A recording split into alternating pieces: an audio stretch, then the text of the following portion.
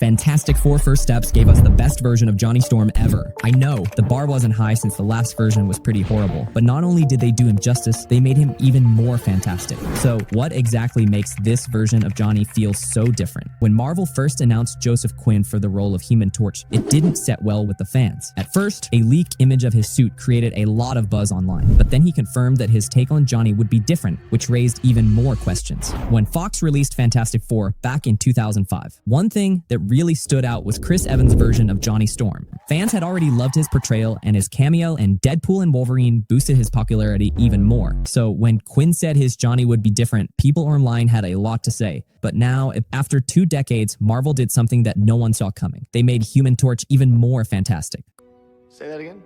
Chris Evans' Johnny Storm had charm, humor, and great screen presence. But was that enough? Now, I'm not saying Evans' version was bad. He was great in his own way. But when you really look at Johnny as a character, you start to realize something was off. Quinn's version brings a whole new vibe to the role, but what makes his take the most impressive one so far? I think there are 3 main reasons, starting with how each version shows Johnny's intelligence. This is actually a big part of who he really is. Yes, he's funny and cocky, but people often forget he's also really smart. Remember, Johnny Storm isn't just Sue's younger brother. He's also an astronaut, someone who works alongside some of the smartest minds in the whole universe. That alone says a lot about his intelligence. But in most versions, especially the Fox films, that side of him barely existed. Those movies mostly show him enjoying fame, flirting, and acting goofy. He's all charming, but the scientist part of him gets lost. For example, there's only one brief scene in the first Fantastic Four movie that actually hints at his intelligence. Right before the team goes on the space mission that gives them their powers, we see Johnny taking part in the mission planning. He seems to know flight protocols, orbital details, and handles the pilot role like a pro. This quick moment shows that he's a trained astronaut and pilot, which means he must be smart, educated, and disciplined, even if the movie doesn't really focus on it. But right after,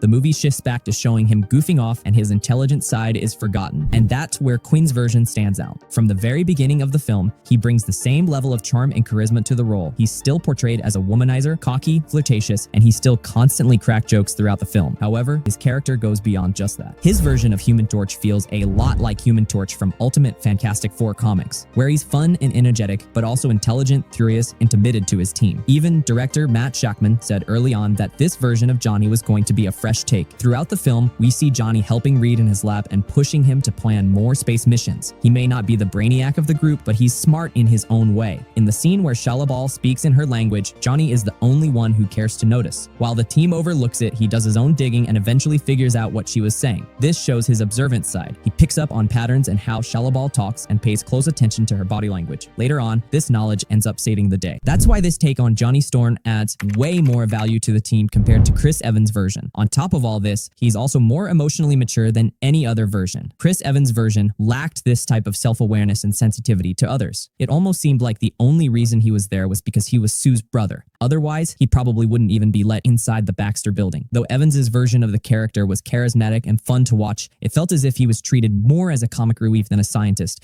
which he's also supposed to be. On the other hand, Joseph Quinn brings the same energy and charisma without losing the deeper, more thoughtful side of the character. Now, some people might say this is because First Steps isn't an origin film. Therefore, the Johnny we see is way more experienced. He has already gone through the learning phase and knows how to use his powers, and that's the reason. These 2 versions feel different. And yes, that's true to a point, but it's not the only thing that separate these 2. Even though there's a 2-year gap between the first movie and Rise of the Silver Surfer, Chris Evans' version of Johnny doesn't really change. He's basically the same guy in both films. If you look at characters like Tony Stark, Steve Rogers, or Thor, each of them grows from film to film. You can see their growth with every film, both in how they're written and how they're portrayed. The Tony Stark we see in Age of Ultron or Endgame is totally different from what we saw in 2008. It's simply like a child growing over time, but Evans' version seems to miss this key element. One of the best parts about Quinn's take on Johnny is his relationship with the rest of the team. His bond with Sue feels real and deeper. It's more than just playful teasing. He still trade jokes with Ben, but there's a sense of respect behind it. His friendship with Reed feels more authentic. Throughout the film, we see them collaborate, argue, and push each other. All this makes the whole team feel like a real family, and Joseph Quinn's acting acts as a cherry on top. From heartful moments to explosive fights, he hits the mark in every scene.